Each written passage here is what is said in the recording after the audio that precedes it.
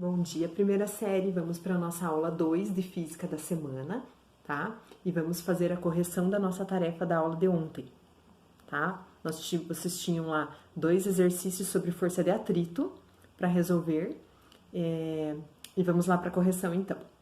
Então, o primeiro exercício, vocês tinham que desenhar a força de atrito agindo em cada situação, tá? Então, na letra A, vocês tinham uma pessoa descendo uma rampa.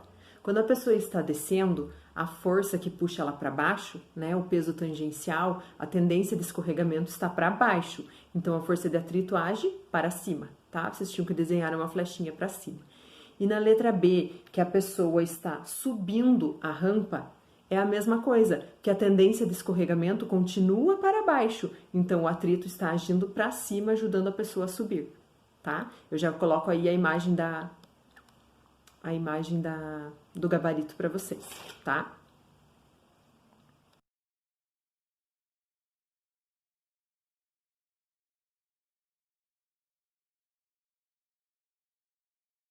Agora, no exercício número 2, vocês tinham questões de verdadeiro e falso para responder a respeito do atrito, tá? Então, a primeira questão diz assim: com relação à classificação da força de atrito e suas características, assinale V para verdadeiro e F para falso em cada uma das afirmações a seguir. Então, lembrem lá, a classificação do atrito, ele pode ser atrito estático ou atrito cinético, né? Lembrando que o atrito estático é aquele que existe nos corpos que estão em repouso, mas na tendência de iniciar um movimento, na iminência de iniciar um movimento. E o atrito cinético é aquele que age nos corpos que estão em movimento efetivo, tá?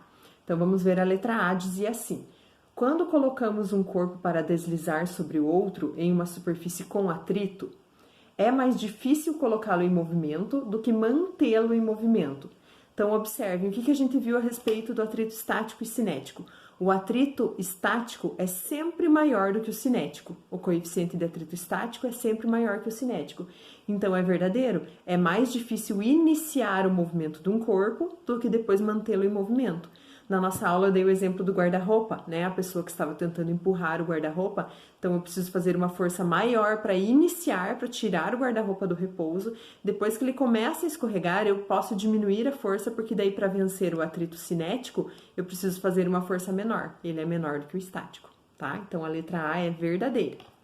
Agora, a letra B diz que a velocidade de uma bola de futebol que rola sobre um gramado sem deslizar reduz-se após certo intervalo de tempo em virtude da ação da força de atrito cinético.